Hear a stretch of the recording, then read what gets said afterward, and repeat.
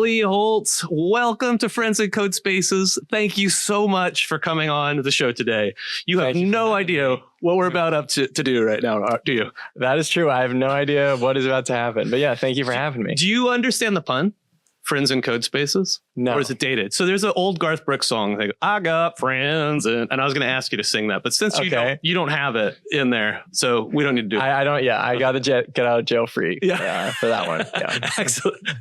So what this show is, we bring people in that we meet in real life, and I love seeing the stuff that you do in real life. Your demos are some of the best that are out there. So I'm going to start gushing first before we even start anything here.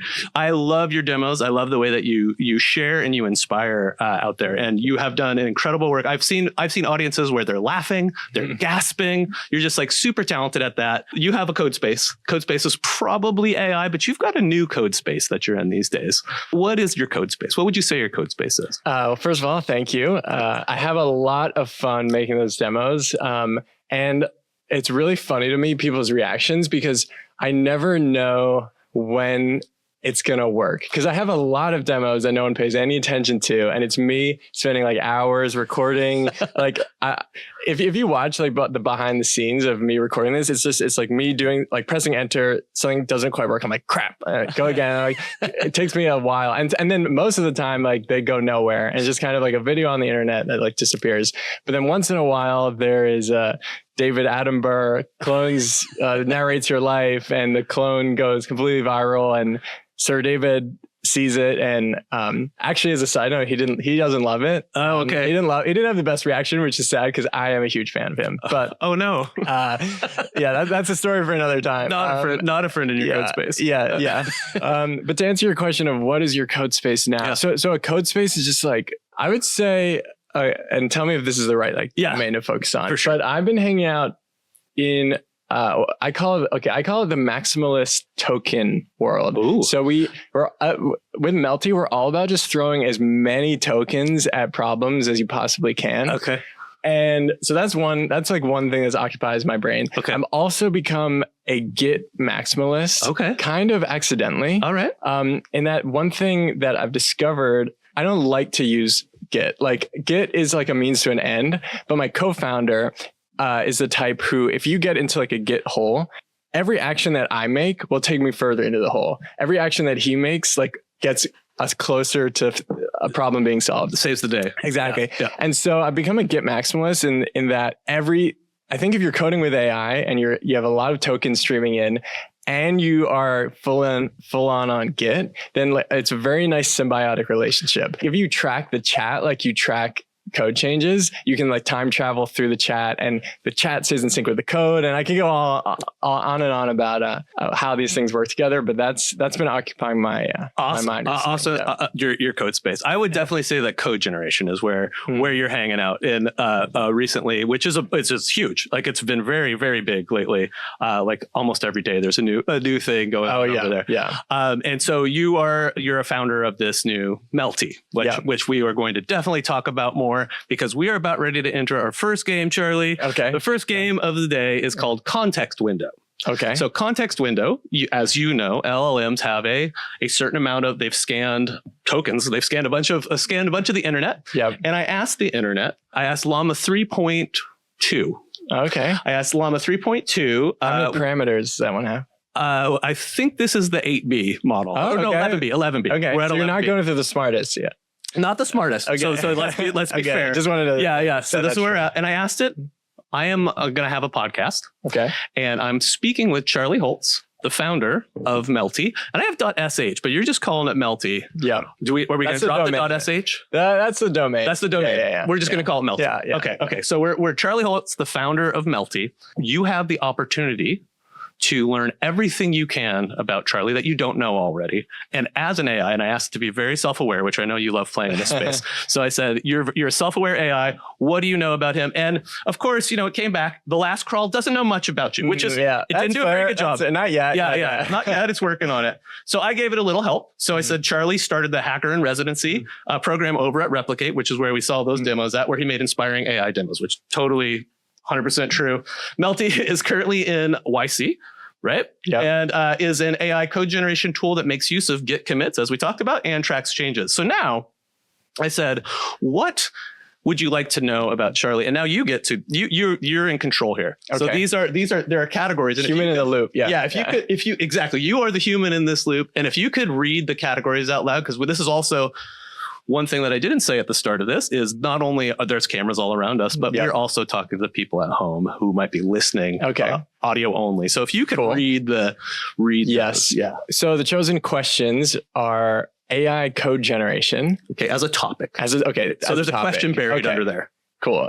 AI and software development. Okay, similar, but a little different. Yeah. Human computer interaction. Because the AI might want to know more about how this human thing works. Yep. Right. And importantly, that one has a period, which other ones don't. Exactly. So that one is more serious. Then product development. Okay. Yeah. No period. And then Y Combinator. Mm-hmm. So where do you want to take this? Where would you like to go first? I'm intrigued by human computer interaction. I feel like I might learn something too. Yeah, I don't know. Yeah. And to do this right, I think we're still in beta here, but I'm just going to grab this first one here. I'm going to pop it into this here. Got a lot of stuff going on over here, Charlie. We're gonna read this to you out loud from an AI. I'm intrigued by the concept of embodied cognition, where AI systems are designed to work alongside humans in physical spaces. Can you share any experiences or projects you've worked on that involve developing embodied AI systems for human-computer interaction? Great question. Who asked me that? Is that Chris or Llama? Chris, yeah, that was Chris from 11 Labs, a trained voice actor, I'm assuming. So the question was, I'm intrigued by the concept of embodied cognition. I'm intrigued by this too. Something I'm actually working on right now that I think embodies this is, so there's this thing at YC headquarters. When you walk in, it recognizes your face and like a little thing comes up that's like, "Hi, Charlie." And I am making that for my apartment. Oh, nice. So the way it works is I have a Raspberry Pi. Okay. It has a little camera that's attached, and I have a model that is open source. It's this awesome framework called, I think it's like face-api.js, which I found because Cloud Sonnet 3.5 told me about it. Nice. And so it's running on this Raspberry Pi connected to the camera, and it has a microphone. And so every time I come home, it says, "Hello, Charlie." Nice. And what also is cool is I put in like my girlfriend's face, my roommate's face. I need to start adding friends so that like when they come, they can be greeted. And so not only do I have like a live, it's sort of like having a doorman. Sure. But I have like this live doorman. But I also have a log of everyone who's come to the apartment. And I don't know if I'm ever going to use that, but I was like, this is a nice side effect. Seems like you've only been here twice this quarter. Exactly. Yeah. It's like in office every day. And because our apartment is the office. Oh, it is. You're running Melty out of the apartment. Exactly. Okay. Awesome. The other thing that is I have a 3D printer as of 2 weeks ago. Congratulations. Thank you. And so I have I need to make a case for this doorman. And now I have all these other ideas of ways I want to use these models and like 3D print cases for them. And so rad. Yeah. I also think like this idea of like embodied cognition becomes so much cooler with local models. Like the one asking me this question. Yeah.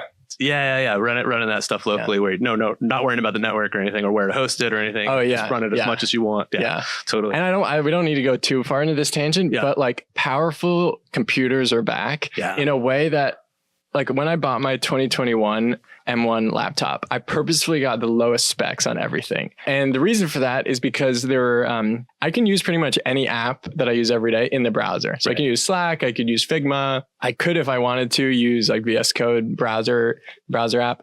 At the time, there was this startup called Mighty, which was like Chrome running on a GPU somewhere. I don't know if you remember that. Yeah. Anyway, I was like, everything's moving to the cloud. Like, it's kind of getting a beefed up computer is kind of like is over. We're like back to dumb terminals. Exactly. Right? Yeah, exactly. It's like, this is really a thin client for all the stuff that happens on the cloud. Yeah. But that has kind of, it's true that the best language models are running on Anthropic or OpenAI's cloud, but having a beefed up computer is kind of back now because I can run Llama 70B really fast on my computer with no internet. And that is pretty magical. And as a token maximalist, Yeah, right. That exactly. Yeah, right. Like what happens if you have Llama running all the time on your extra GPUs? Yeah. Like there's some cool things. Awesome. So I probably don't need to ask this question, but when you built your doorman, what did you use to build it? Great question. Obviously, Melty was an important part, but I'm using Cursor a lot as well. Okay. The current edition of Melty is you could think of as a companion to code editors. Okay. We started out, it was a VS Code extension. And then we were like, 2 weeks in, we were like, okay, there's some interesting ideas that are happening. Let's do what everyone's doing. Let's fork VS Code. Except at the time, not just Cursor was doing that. But then what made that version of Melty cool was that it was plain VS Code, but when you open Melty, it took over the whole screen. And it was like very immersive and you couldn't even see the code when you're in Melty mode. I thought of it like, we talked about it as like, sometimes you're in developer mode and sometimes you're in like engineering manager mode. Right. And when you're in engineering manager mode, you actually don't need to see, like the code is a small subset of what you're thinking about. You're thinking of like architecture and design and things like that. So anyway, the coolest part about Melty was it took over your screen. And we were like, let's just go all in on it being a standalone thing. Like when you're in engineering manager mode, you're not in like developer mode. And so now Melty is a standalone app that like you have alongside your code editor. Awesome. Have you been in the role of engineering manager before? No, but now this is just what I imagine they're doing. Yeah, no. But I mean, that's rad. That's a cool way of thinking of it. I haven't thought about it. In fact, how do you design the interfaces, right? So you're working with Melty there. How are the engineering manager is going to have some vibes, if you will, about what's going on? It's like how do you deal with that emotional how they're responding to? As a token maximalist, we're throwing a ton of tokens at the problem. Okay. One thing we're experimenting with right now that I think is interesting is what we call eager responses. People are used to chat apps where you press enter and you get like a response. With Melty, as you're typing, it is sending off requests to different models and sometimes the same models with different prompts. Gotcha. So for example, every time you say anything, the default right now is what we call the meta prompter. Okay. Which is, it takes what you said and then asks Sonnet 3.5, is there anything else you need to know to make this prompt better? But at the same time, the meta prompter is running, there's a model that's like, can you summarize this whole chat and make it and give a response that's really brief? There's also one that can do code editing for you. Long story short, like this idea of like an eager response is as you're typing, it is sending requests to many different models all at once. So that like when you press enter, it's already done and you have a bunch of options that you can go through, but also requires a lot more tokens. And so part of the bet is like tokens become cheaper. And even if this is expensive, more expensive to run, it's worth it because of that magic feedback. Awesome. Yeah. So all those tokens, I have a bunch of tokens that are sitting here on the screen that were questions, but you did an excellent job of answering inside of this. And I'm going to get to a couple more things in here because I want to know a little bit more, because I want to know in this next game, we're going to go a little bit back in history. Have you seen this show Hot Ones? Oh yeah, where they have the hot sauce? Yeah. So we're doing a thing called Cold Ones. Okay. So Lizzie, is Lizzie here? Lizzie, can we have the cold ones? Have you had one of these recently? Thank you so much, Lizzie. You get a choice. Wow. Blue or yellow? Yellow. Yellow. All right. So this is have you had one of these? No. No. What is this? This is a Slurpee. Okay. How long have you ever had a Slurpee? I'm not sure. It's been a while. Has it been a while? Let's do this. Let's cheers. Cheers. Take a sip. See if it takes you back. Woo! Wow, that is exceptionally sweet. Okay. What flavor is it? You think? Just yellow? Mango? Okay.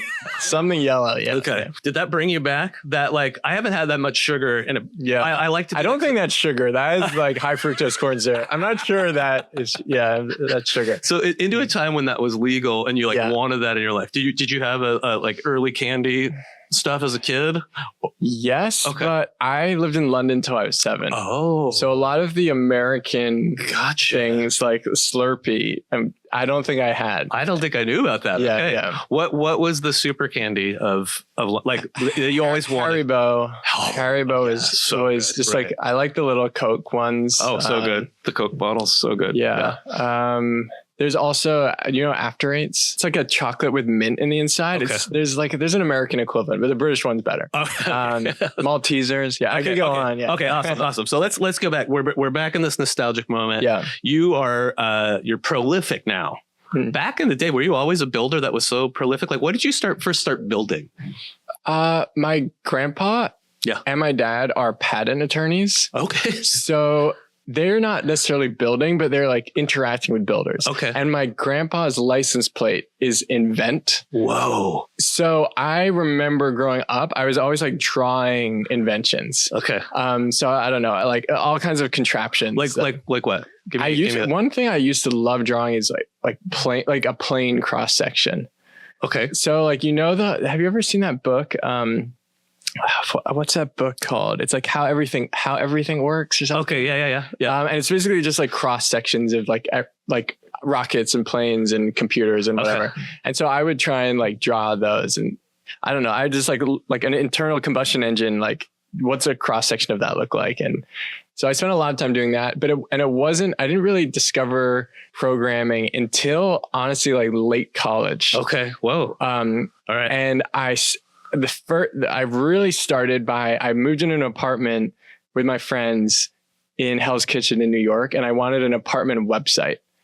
Okay. And what year is this? What are we talking? This was 2018. 2018. Yeah. So what is an apartment website look like in 2018? It's welcome-to-the-reef.com. Okay. I think it's still up. Okay. Our apartment is called The Reef. The Reef. Okay. And this is like for the landlord. No, or just for your. This was just like we're hanging out. Yeah, we're like I don't know, like drinking cold ones. So cheers. Yeah. Cheers. Let's have another sip. Oh gosh. I want to wear like a glucose monitor and try those. I'm just like watch it immediately spike. So yeah, it was actually completely for fun. Okay. I was gonna say mostly for fun, and there's no utility. It's completely for fun. Producer Peter, what can you? It's I think it's welcome to the reef. Welcome to the reef.com. But make sure it's that's it. Yeah. So that's me at the bottom. I had to learn some CSS. Yeah. So there's my other roommates. And you can click that. That feels a little bit like Flash. A little bit. Yeah. Whoa. It plays music. Okay. Yeah. So you were always into this. Yeah. You're always into this world of like, what can we do? Upcoming events. All right. So this is probably 2018. 20 events we had. Okay. Nice. Yeah. Was that? That was expired Red Stripe party. Oh, yeah, we had a lot of expired Red Stripe. Yeah. Another cool one. Yeah. Awesome. Cool. So that was the first, and you were like, wait a second. Look at what I can do. Yeah. That felt very magical. Because I had done a couple computer science classes in college, and it wasn't about building things. It was about learning, okay, this is what a class is. This is object-oriented programming. This is what a heap, how a heap works. Yeah. But for me, like that wasn't like, now I actually find some of that stuff interesting, but the thing that's really cool is just building stuff. Yeah. And like making kind of crafting something from your mind into reality in almost like real time. Yeah. And I think I could have the same thing with like carpentry or like, I don't know, building anything. Yeah. But there's something about software that has such a high, or such a quick feedback loop that it's addicting in a totally different way. For sure. And I can tell that you were addicted. Like we talked about the amount of demos that you produce and some that work and don't work, but like, I swear every day there was one coming out. Oh yeah. And now I actually don't know how to think about this. I have so many ideas that I've been sort of on the back burner. And I think I need to start getting into the habit of, I've just been so in the weeds and Melty and I think there's a trap that is easy to fall into. And in some ways I have fallen into is that like, okay, we're doing a startup and it has to be serious. And like, you can't just be like messing around all the time. Right. And there is a balance. Like, I think creating those ideas is what generates more ideas and like, and it's just really fun. Yeah. And that's why I wanted to start a company anyway, just to like spend time doing what I want to do. What you want to be doing. Yeah. Awesome. Well, producer Peter, you know, producer Peter. Yep. Yeah. He's really good at digging. Okay. So we're in the past and we want to talk about your ex. Okay. Your Twitter, right? Okay, that's what I'm saying. Okay. So this is Charlie on Twitter. It's at Charlie Holtz. Also in the notes of this for those of you at Charlie B Holtz. At Charlie B Holtz. It's a subtle B. It's a subtle B. At Charlie Holtz is my high school account, and I can't get back in. Oh man, Well, the password was totally the reef or something like that. I tried every iteration of So we found some things that you shared on social that we just thought that we would talk about here.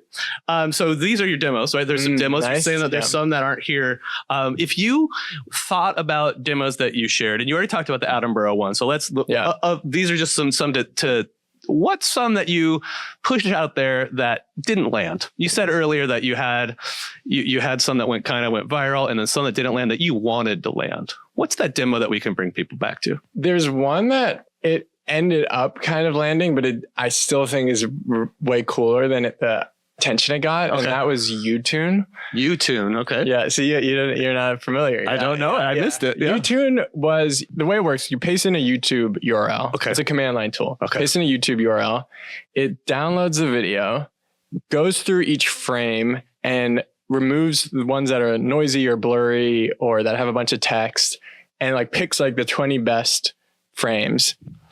And then it fine tunes stable diffusion on those clips. So it's you go from YouTube video to a fine tune image model. So I don't know, in the demo, I think it was the SpongeBob movie trailer, and I just take the YouTube link, paste it in, and now I have a SpongeBob image fine tune. Oh man, that is cool. I also thought it was a great name. Yeah. Wow. I wonder why that didn't land. Yeah, maybe it's too good. It might be too good. It's too good. I'm not ready for back. that. Yeah. I think so. I'm going to go find it and retweet it and be like, I missed this somehow. It's a good one. Yeah. Is it so? Yeah. Awesome. Epic. We've talked already about some of these demos. But we talked about starting a company, and you actually kind of walked into this one already. You were enjoying building. You're like, I want to go build a company here. And it says, make yourself a 10x engineer, which I think is a little play, right? Do you think that people are really becoming 10x engineers now? Yeah. The way I don't know if I've heard this, or this is a false memory, but it's 1x engineers are becoming 5x, and the 10x are becoming 100x. And I really like that framing, because and I'm not even sure that equation is quite right. Yeah. In some ways you could argue that the floor has been raised more than the ceiling. In that people who don't know much about coding can now get into it really easily, more than the best engineers become magnified. I think it's debatable. Yeah. But either way, Sonnet 3.5 really had changed things. I remember showing friends look what I can do with GPT DaVinci 002, and that was pretty mind-blowing, but Sonnet 3.5 really feels like a breakthrough. Yeah, for sure. Absolutely. And you did this with your buddy. Yep. Right. Yep. So how is that? Are you still friends, first of all? Yeah. We're luckily still friends. Yeah. Jackson and I played Ultimate Frisbee together. Okay. In college. Okay. At Brown, who shout out 2024 national champion. Oh, really? Of Ultimate Frisbee. Yeah. Ultimate Frisbee. Exactly. Wow. Yeah. And so I think actually, being teammates, literal teammates on a sports team. Yeah. Is a great place to start, because you deal with a lot of external factors you can't control. You deal with high stress, both physically and mentally. Yeah.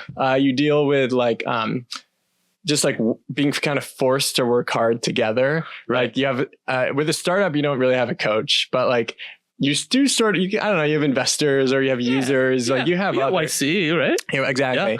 And so I think that was a great way. It's a great way to meet someone and get a sort of lab experiment of what would co-founding a company be like. That's interesting. Yeah. Is that advice for you? If you're on a sports team, be like, hey, you want to start a company? If you if you work well on a sports team together, then I don't see why you wouldn't work well on a company together. That's awesome. That's so cool. So we just were hacking on projects all the time. Here's one. Actually, I don't even think I've ever said anything about this one. Okay, sweet. Jackson and I both.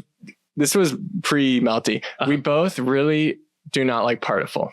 There was a golden age of Facebook events. Yeah. And what I love about the Facebook events is that it was you do not control the UI. It's sort of like a blank canvas where what really mattered for a great Facebook event is the event description. Right. And so my friends and I would put so much work into the event description, like it would way too much work. And then Partiful has come along and they have this like aesthetic where it's like almost each party is unique, but it feels to me like sort of like, it's almost like a Hallmark card, or it's like not quite unique, but it like is pretending to be unique. Gotcha. Yeah. I gotcha.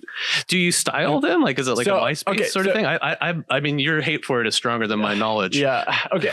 I hate being a hater, but it's more that I thought Partiful has done a good job. This has become popular, but I think if you are a creative person, you can go way further. Okay. So you two started. So we started shindig.lol. Okay. And it is great URL. Yeah, it is. You can think of it like a API first. Okay.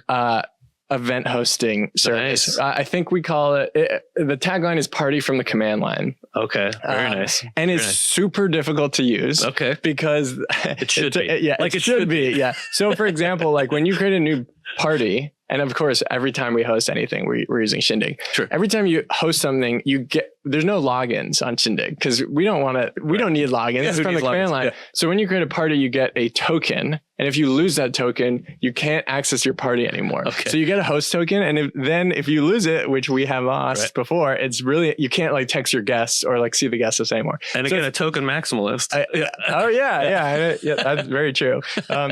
So it's super hard to use, but it is awesome. And it also actually uses, that was one of our first experience with AI coding, because every website you make is generated on the fly. Oh, nice. Now by Cloud Sonnet 3.5. So it is truly a unique website. Awesome. And then of course you can download the HTML and mess around with it. Love it. Yeah. Awesome. I forget even how I got there. That was one of the projects Jackson and I worked on. That together. Yeah. Okay. Now it's back. Shindig is back. Yeah. All right. And we talked about this a little bit. We talked about, you did a clone voice of Dave Attenborough, and you like him a lot. A huge fan. Yeah. And it turns out it went a little too viral, and he's not a huge fan of you. And you ended up in Business Insider, dude. Congratulations on like a slam piece on. Thank you. On that was my first hit piece. Yeah. First of many, hopefully. Yeah. How does that? Did that bring a lot of traffic to you? Do you use that? I mean, it's pinned. It's your pinned tweet. Yeah. Do you use that to be like, hey, YC? Oh, that's actually. I wanted to ask a question about that. It said in that last tweet, last minute application to YC. Yes. How'd you do that? So we applied, it was a late deadline in June. I don't know. Let's say it was June 13th. Okay. We had to apply by midnight. We started the application at 11 and they were like, actually, and this was the extended late deadline. So like, this was like way overdue. We're like, it was almost midnight. We're like, this isn't going to be good enough. Let's just do it tomorrow as an exercise for ourselves. Like, can we succinctly explain an idea? Like maybe we should do a startup. This could be a fun way to feel that out. So then we ended up applying the next day after the late deadline. And then I went to Yosemite for the first time with my girlfriend and some friends. And then we came, and I didn't have internet or anything really the whole weekend. Then I came back, I saw we had an interview in 2 days. Oh, wow. And so, it all happened. I think we were, Aaron Epstein's our partner. Okay. Shout out to Aaron. He's the greatest. But I think we were the last company that he accepted. Okay. So like everything we basically accepted, then quit our jobs on a Monday, and like that Thursday was the YC retreat. And so like it all happened really fast. Awesome. Man, how's that going? How's YC? Are you enjoying it? Yeah. So it actually wrapped up about a month ago. Oh, it's done. Yeah. Okay. And yeah, it was an awesome experience. Yeah. Okay. Yeah. Like I remember when I got in, people were like, oh, they're going to like force you to do like a B2B SaaS, or they're going to just like pressure you to do something. And it's almost funny to me how opposite that has been. Like we would go to office hours with Aaron, like especially early on. And we still don't know what we're doing, but like, especially then we didn't know. Right. And we were like, should we do this? Should we do that? Or like whatever. And he'd just be like, what excites you guys? Like, what do you guys like doing? And those were the guiding questions that like helped us come up with ideas. And so it's funny to me when people like shit on it for saying they'll like pigeonhole you or force you to do something. Yeah. I don't know. Awesome. Yeah. So great experience with that. Yeah. We have a hit piece from this. And in fact, I think I want to talk a little bit about Melty. Melty's got a little hockey stick thing going on there. Congratulations. Thank you. 4.9K stars. That's today. Mm-hmm. I do see that there's this as well.